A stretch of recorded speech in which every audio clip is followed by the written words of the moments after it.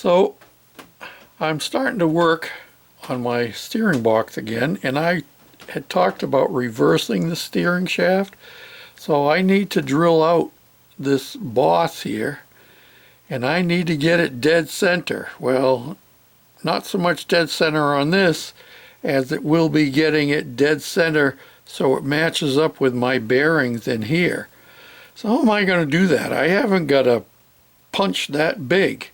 So what I did is I went to my toolbox and I kept trying with different sockets to see if I could find a socket that would fit down in there snugly, and I got one, and it's in there. Now the next thing is you got to come over here to your center punch set, and I kept trying different ones until I found one that would just go in, and I mean just go in like that. And I'm probably going to have to tap it down in to get it all the way down to do my center punch. But that's how we're going to get her, and then we'll take it to the drill press and we'll drill this thing with the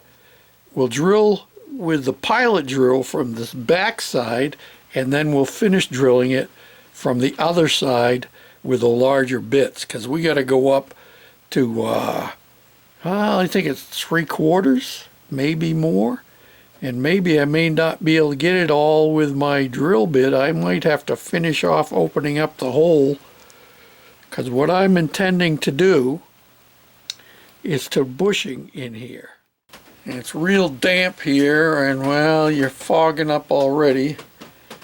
My idea is that I'm going to take this bushing and fit this in here, so it'll give a little extra support to my steering shaft. So I've got to get it dead center in here so it matches up with the bearings that go on the race in here. So hold on to your hat and we'll see what we can do together. Okay, so hopefully you're not getting fuzzed up too much. So let's see what we can do. How about setting this? Yeah, it's that snug. I haven't even hit yet. There we go. Now it's down in there. Now the problem is I got to get this back out again. Let's see what happens here.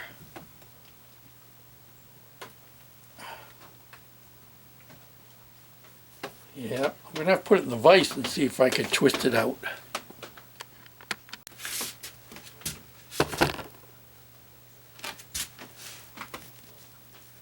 Wipe your eye again. Everything's covered with moisture right now. Man, oh days. Everything is covered.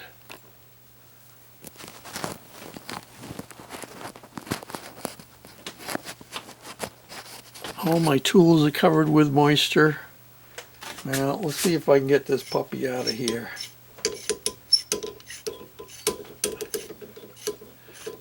If I get the socket to come out, then I can get the punch to come out afterwards.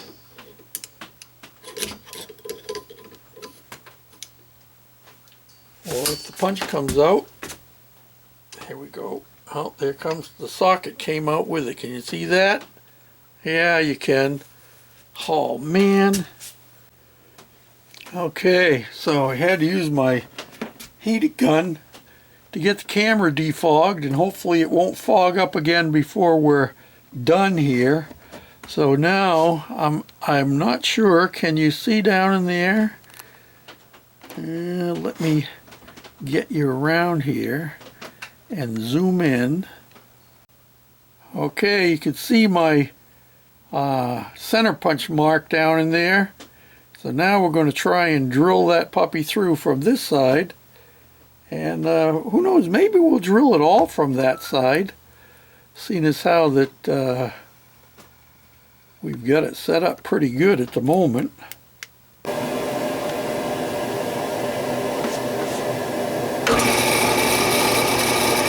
do this without getting in your way.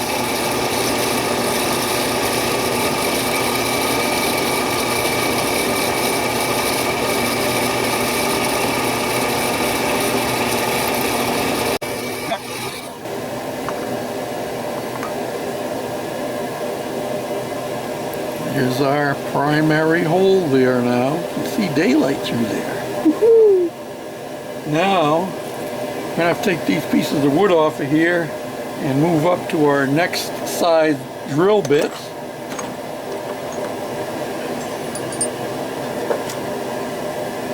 We're going to go all the way up to this one. And I'm not sure. Yeah, see. This one is about the same as the inside of this.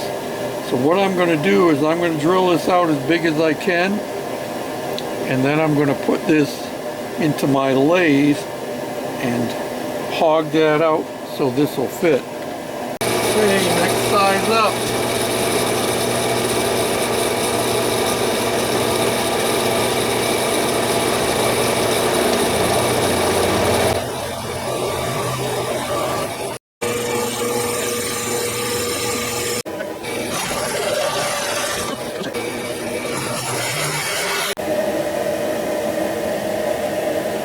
Well, there it is with all the gobbledygook in there.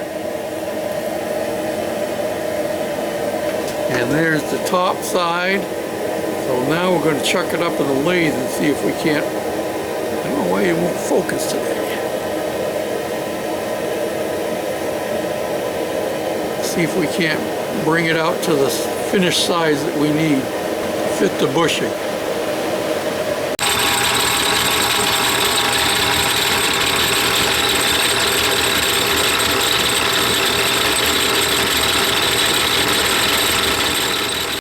Okay, we've got everything turned down.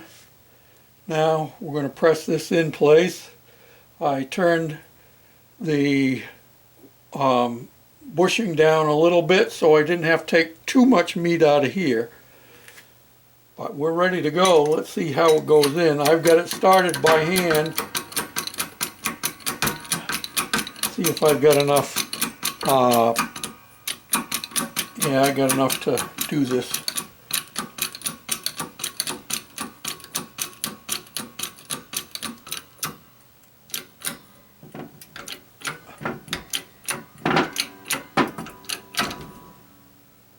And there it is, in place. Now the next thing to do is take it in and see if it's going to work with our steering shaft. And once you get into it, you're committed.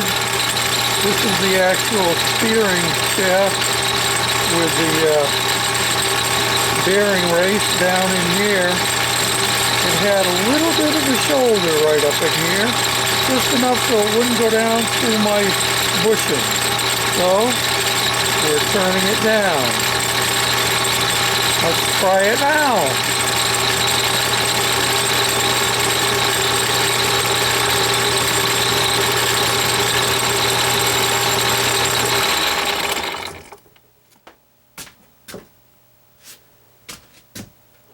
Okay, here's our collar, and I put the roller bearing that goes inside here, and let's see what happens. It's still sticking a little bit. Maybe a little sandpaper would do it. That's what we're going to do. I don't want to take off much anymore. Well, I think what's happening is the shaft is not heat treated up here, and then when it gets down to this point here and going into the rest of it, this would be heat treated naturally, and I think the heat treating starts right about in here, and that's where my cutter wasn't really touching it. So I've tried filing it a little bit, and I've tried sanding it a little bit. Now we're going to go try it and see if it'll work. Okay, you're going to see it with me.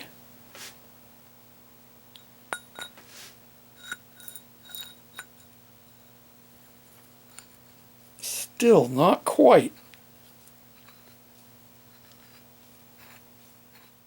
Well, be aware of it. If you got to do it, you'll have to take care of this too. I think what I'm going to do is press this out and just cut a little off the end. I only need maybe 1/8 of an inch. Okay, here we go. Put that on there. What I did was I shaved the bottom end of this off. There we go. It's in all the way and it works smoothly. So now when we put it back together, we'll grease it all up and we'll clean all of this up, and this will get painted. I'll probably polish this and tape it off before I paint the collar here. So that's that step in rebuilding our '69 Camaro manual steering box. The next step will be putting a plug in the bottom end of the box itself. And now I'm in the house and I'm continuing on with the repair and modification of my steering box. And as you can see, I've got it pretty well all cleaned up now. I even did some grinding on it. This is the bottom end that you're not going to be seeing, but there is a modification that we have to do along with reversing our steering shaft. Our steering shaft normally would come out the top here and I'd have this seal going around the shaft. But because it's going to be going out the other end, I need to plug this end off to keep the grease in. This is a freeze plug. I couldn't find one the exact size. So what I'm proposing to do is I have cleaned this. You can see it's all polished. And I'm going to clean this inside here, and then I'm going to JB weld this in place, and then it'll get painted along with everything else because you won't be seeing it. Now, I've cleaned everything, but I got to clean it again. And one of the things I need to do is clean the inside of this real well. I've already done this once, but I'm doing it again just to make sure that I have a good clean surface for my JB weld to catch on. I'll bring you back. Okay, so I've mixed up some 5-minute epoxy and doing this with one hand. So I'm going to put it in around here, and then I'm going to put it on my disc as well, and we'll see how it works out. I may have to do another coat because I didn't have an awful lot in the last bit of my tube. So I don't have a tripod here, so you have to wait and see it after I put it in place.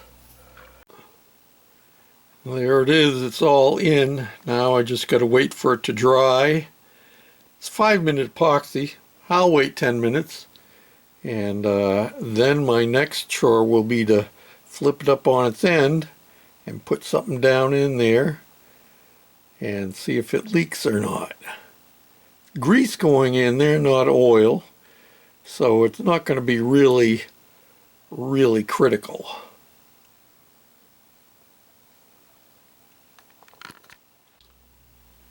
Well, it's all dried and it came out pretty nicely on the outside. I've got to sand it and smooth it out. But I've got a problem. Hold on to your hats. Can you see down in there? You see the dribbles I got on my bearing race? Oh man, how am I going to get them off? I already tried picking them off with a X-Acto knife. How do you remove that stuff? Well, it's cold down here in my shop. It's 15 degrees outdoors and it's about 25 inside here, so I've got my heater going, and what I've got to do is I've got to fixed my boo-boo from yesterday. You saw me putting the epoxy on that disc to put it in and cover up the end. Well, as you can see, some of it got on the race for the bearing. So I've got to figure out a way to get that race cleaned off. It's important that it be smooth. So I'm going to try using some heat on it. First, I'm going to try using heat gun and see if that'll soften it enough to come off. If that doesn't work, then we're going to move on to a propane propane torch. So hold on to your hats, because here we go.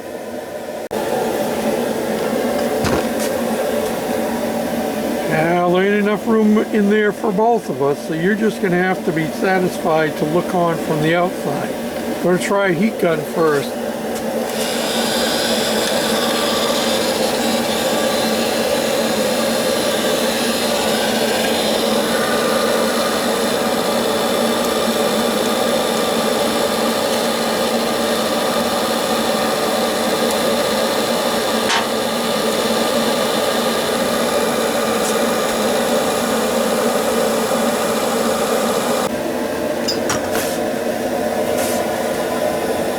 Well, look at that down in there.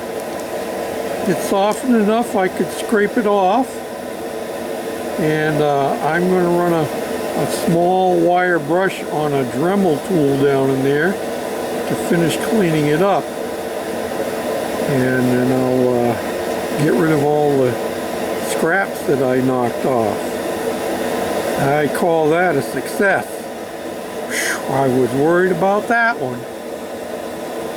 Now to take it back up to the house and let it warm up again, then I'm going to shoot some primer on it and the other part before I bring it back down here and start reassembling. Well, I'm getting ready to go in, so I've just shut off my heater, and I'm grateful for it. One of the issues of working in a small shop like mine is I'm trying to work on different things at different times. While one thing is being worked on, another thing is being soaking in the parts cleaner and so forth. And for instance, I am working on my adding dual brakes to the back and putting this differential in, and I'm going to have to cut this sprocket down so I can weld it to the sprocket that I actually have to use, because this one is a 35 chain and I have 420 chains on here. And another issue I have found is that this sprocket is not quite lined up properly, so I've got to make some adjustments on it, get it square to the frame, and so it doesn't keep kicking the chain off. I think that's been part of my issue. And then of course I have been working on my steering box, which is sitting down over there, getting ready to go in the house. I've got rid of the run out from the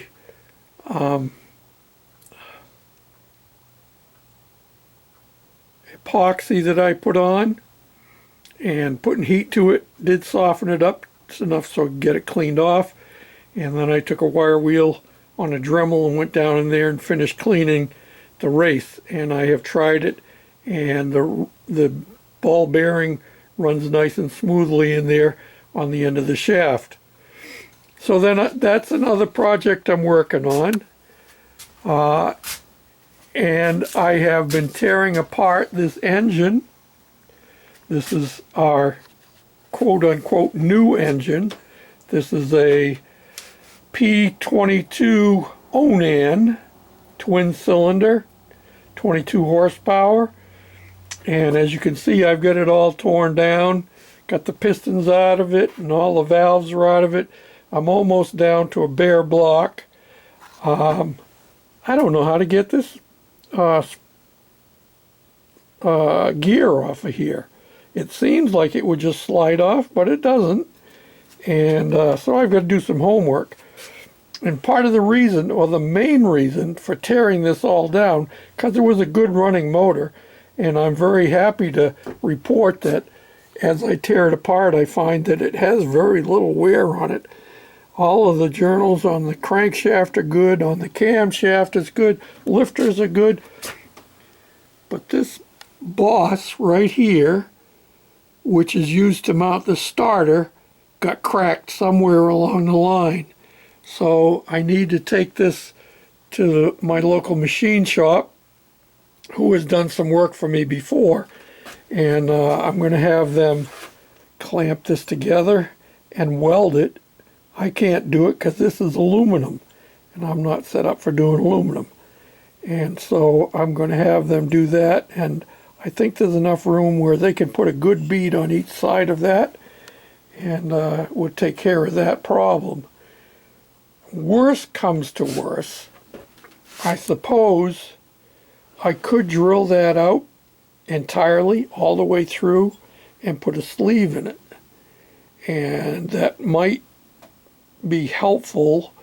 Anyway, I'm wondering if I did it with the first starter that I had in here, it wasn't quite engaging the flywheel properly, so I had bought a new one and I got it working, and in the process I found out about this, but I don't know if I did it or if it was already done. Doesn't matter, we got to fix it. So yeah, so I've got parts spread all over here and tools spread all over, and I had to drill out my steering box. Did that over here on my new drill press.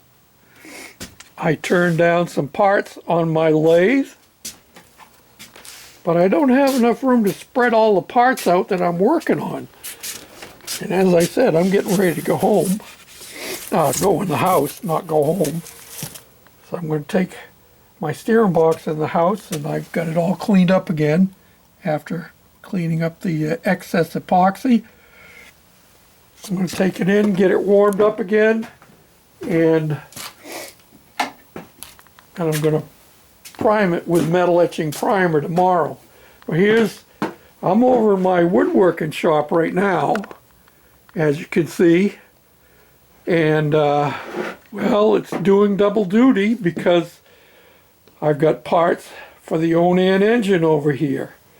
And you can see my pistons that I pulled out, my valves that I pulled out, and the lifters. The lifters look just like brand new. They're nice and smooth on the bottom, no cupping. That's a good thing. I do have to replace the valve seals for this, and I'm probably going to replace the camshaft bearing. The camshaft looks great, but in the process of taking it out, I kind of dinged up the camshaft bearing that's in there. It probably would be all right, but if I can buy it separately, then I will. Here's our point set up over here, and this is our front timing cover that goes on the front of the block. This is for our oil filter. This is a full pressure oil system. And speaking of full pressure oil system, I need to bring my oil pump over here.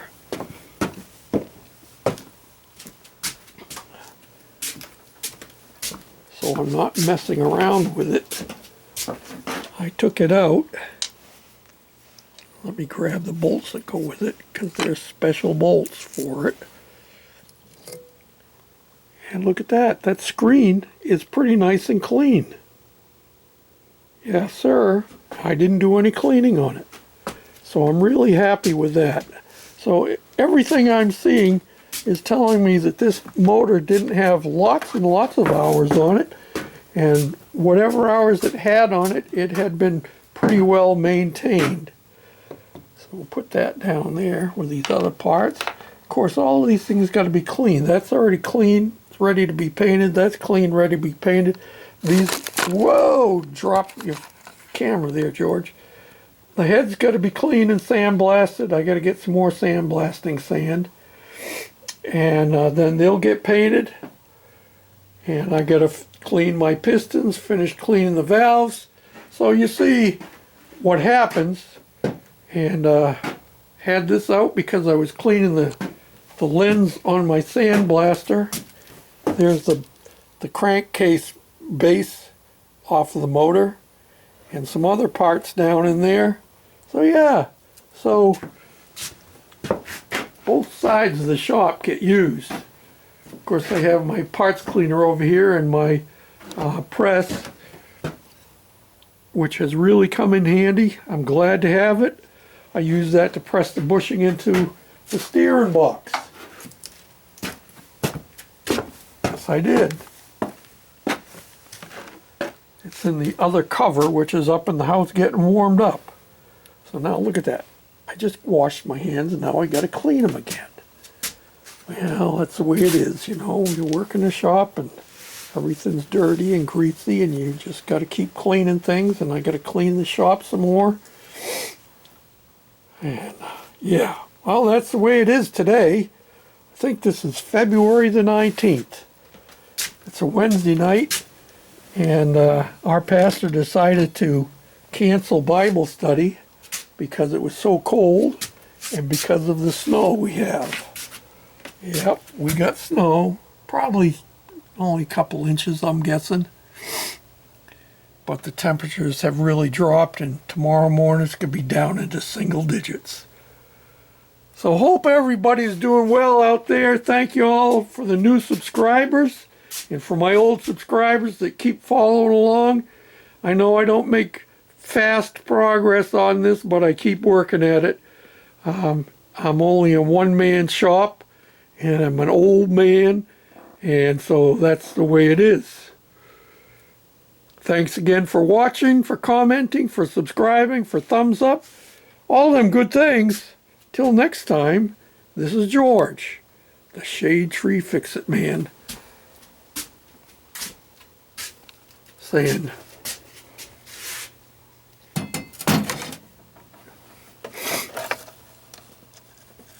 thanks for watching.